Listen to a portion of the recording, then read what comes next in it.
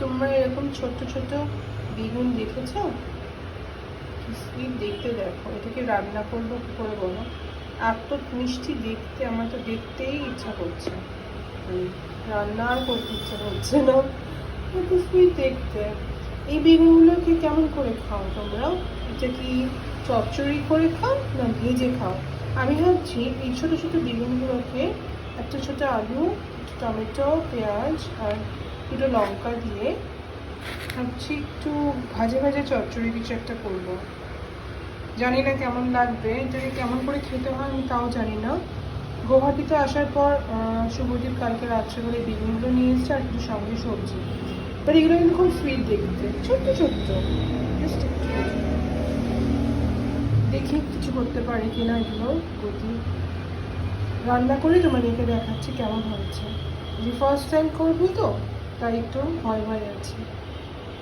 সবজিগুলোকে এরকমভাবে কেটে নিয়েছি স্লাইস করে করে, বেগুন, টমেটো, কাঁচা লঙ্কা, পেঁয়াজ আর আলু।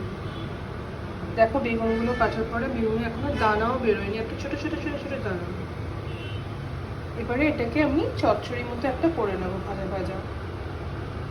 রান্না করে দেখাচ্ছি কেমন হয়।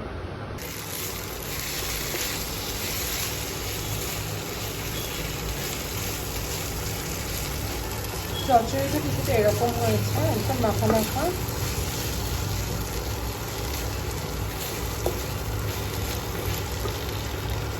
ঝাল ঝাল করেছি, এখানকার লঙ্কাগুলো এমনিতেই প্রচণ্ড ঝাল, মানে দুটো লঙ্কা দিলেই একদম সাংঘাতিক ঝাল।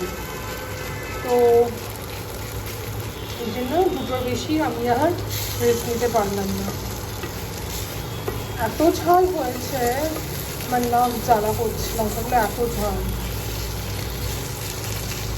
আশা করি খেতে ভালো লাগবে। খুব সিম্পল একটা চচ্চড়ি মতো করে নিলাম, ব্যাস রান্না ফিনিশ। এবারে এটাকে ঢেলে নেব।